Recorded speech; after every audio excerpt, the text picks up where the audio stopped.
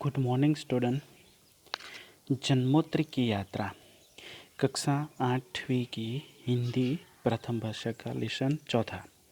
विष्णु प्रभाकर जी इसके लेखक हैं, जिनका जन्म हुआ 1912 में। विष्णु प्रभाकर जी का जन्म मुजफ्फरपुर में हुआ था।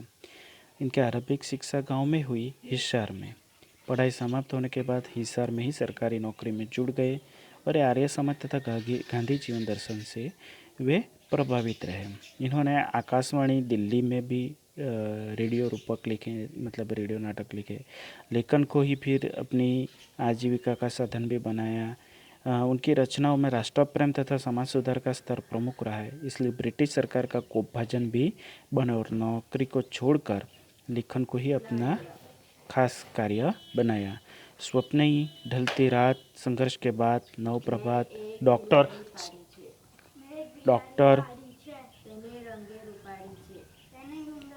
प्रकाश और परछाई, आने जाने अनजाने तथा आवारा मसीहा, ये शरतचंद्र की जीवनी है। ये इनकी यशस्वी कृति रही है।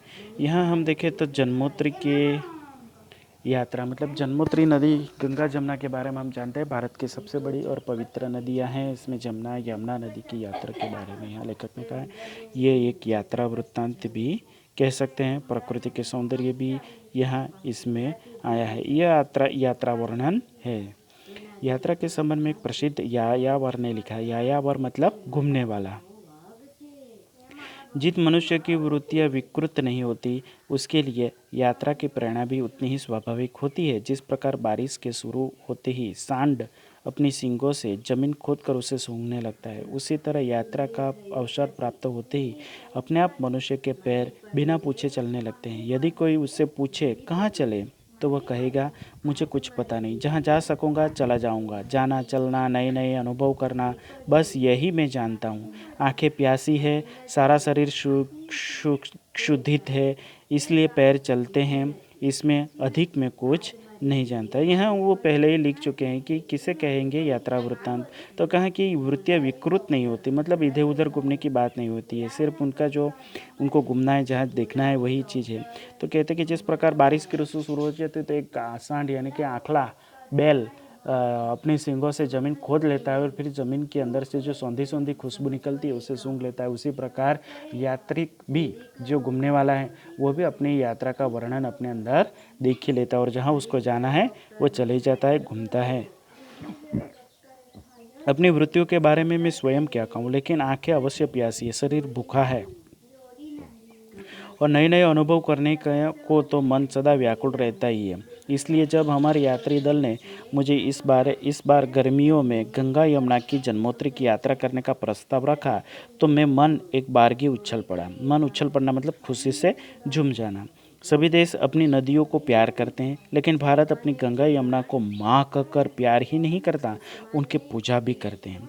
वे पतित पावनी हमारे पापों को बहा ही ले जाती है। उसे भूगोल की आध्यात्म रूप दिया है और प्राणहीन भू और गंधहीन जल में माँ के स्नेह की कल्पना की है। तभी तो पृथ्वी से अनेक भारतवासी अपनी इस ममतामयी माँओं की जन्मभूमि में जाने के लिए प्राणों के बाजे लगा देता है।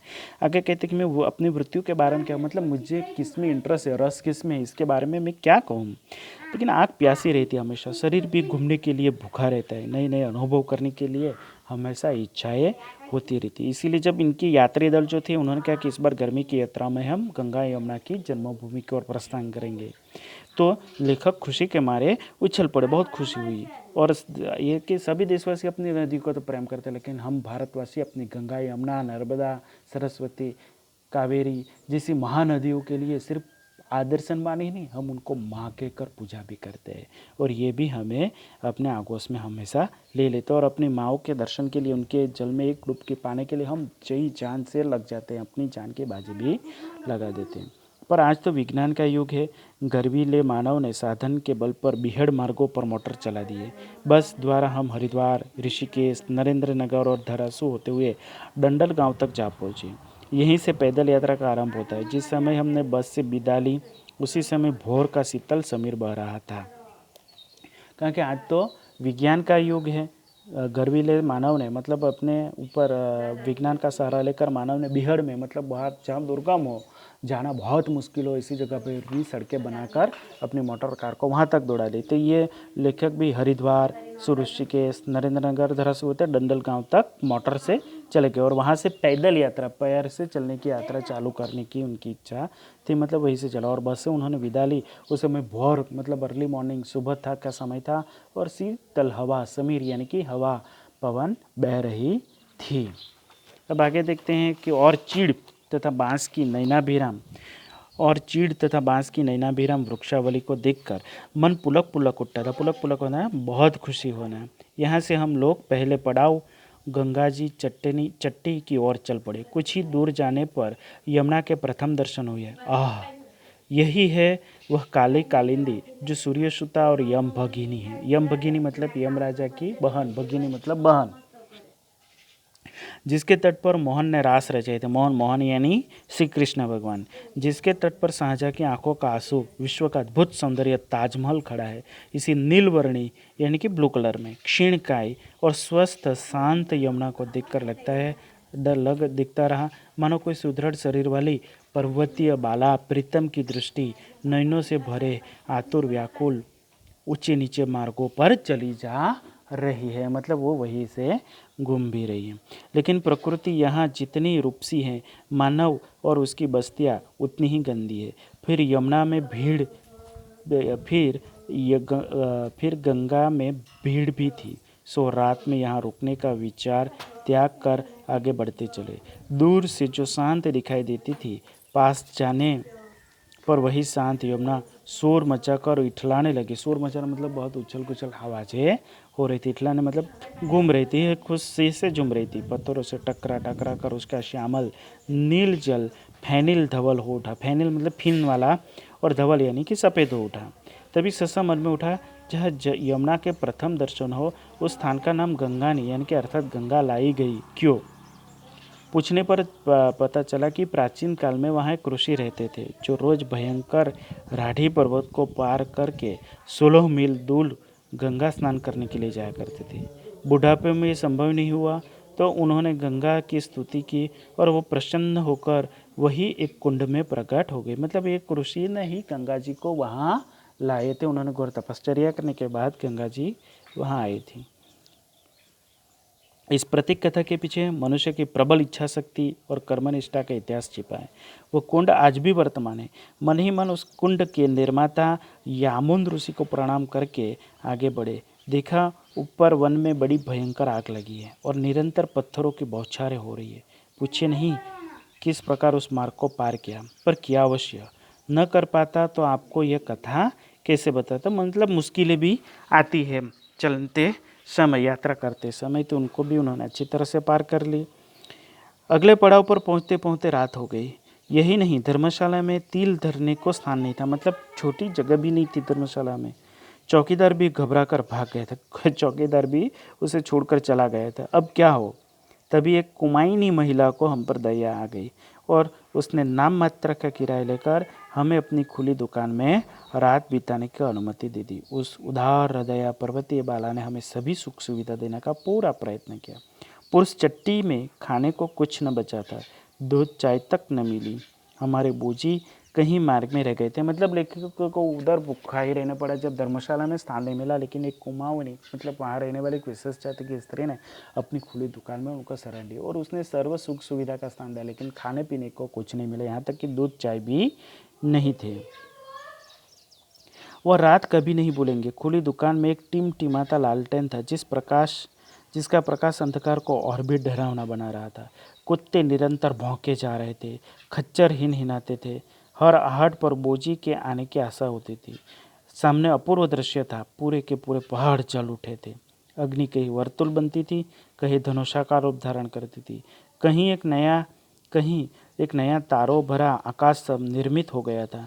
मानो कोई विश्वामित्र सा प्रचंड तपस्वी नया स्वर्ग रचने की प्रतिज्ञा कर चुका था। अब नींद कैसे आती। फिर यमुना मैया का स्वर भी तो दूर से आने वाले संगीत की तरह गुजरा था। मतलब नदी भी नज़दीक थी लेकिन पहाड़ों पर भी आग लगी थी और उसी को देखते देखते वो रात काट रहे थे। भयावह रात रही होगी वो।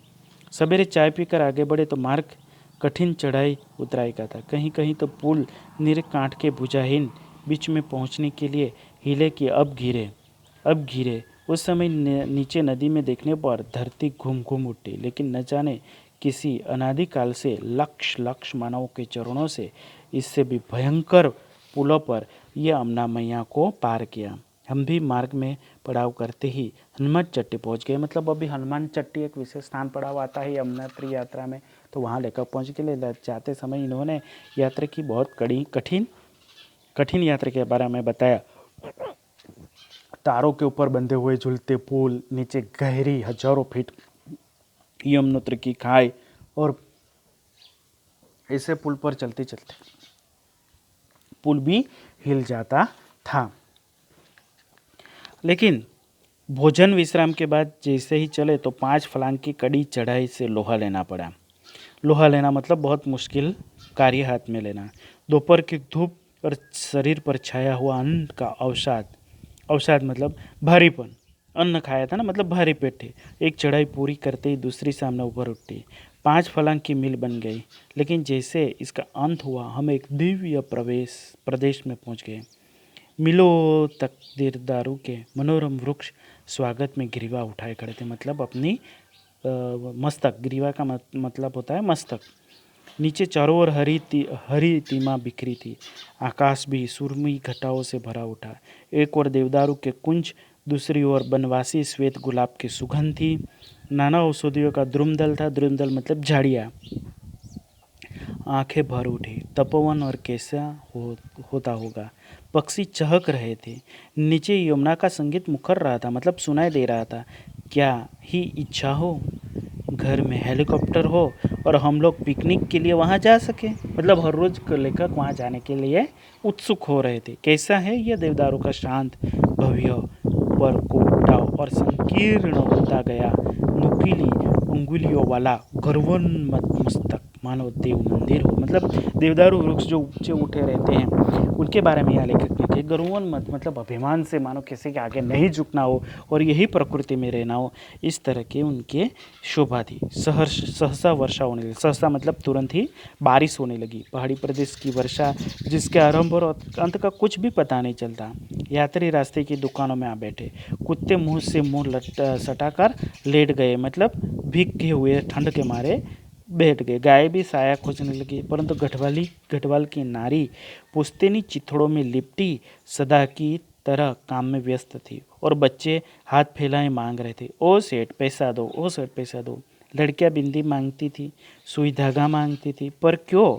मांगना आदमी को दिन बनाता है। दिन बनाना क्या अच्छा है?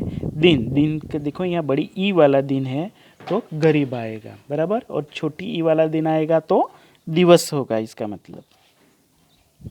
इस प्रकार पड़ाव करते, आकाश पातालगामी मार्ग पर चढ़ते उतरते, नाना प्रकार के द्रुमदलों लता वृक्षों का निरीक्षण करते, बीच बीच में चाय की दुकानों पर कहे लगाते, बहस करते, लौट रहे यात्रियों से यमुना मैया का जय घोष बुलवाते। हम जय घोष बुलाना मतलब जयकारा लगाना।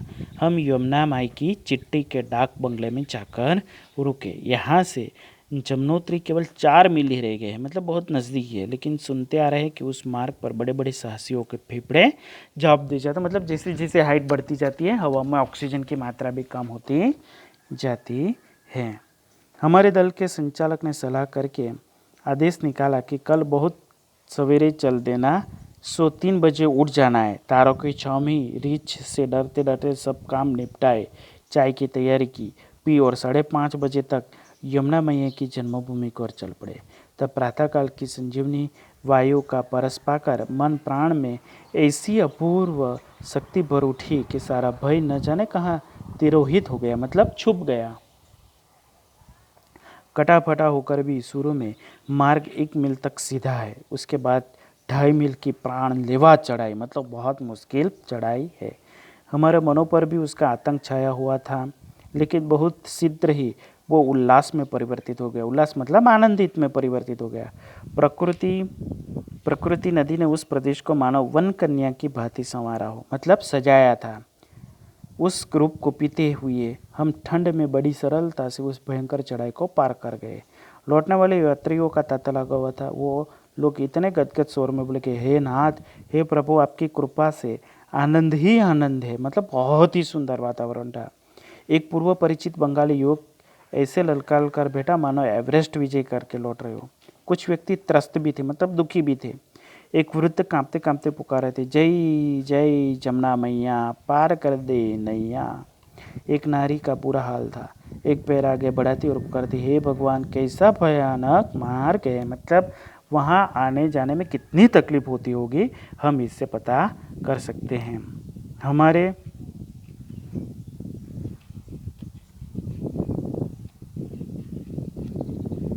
मतलब देखो, लेखक लोगों ने सुबह 3 बजे रीछ, मतलब वहाँ पहाड़ी रीछ बहुत मिलते थे, उनसे डरे डरे अपने सारे कार्य वो समाप्त किए और फिर आगे बढ़े। हम आगे का दूसरा भाग दूसरे वीडियो में देखते हैं।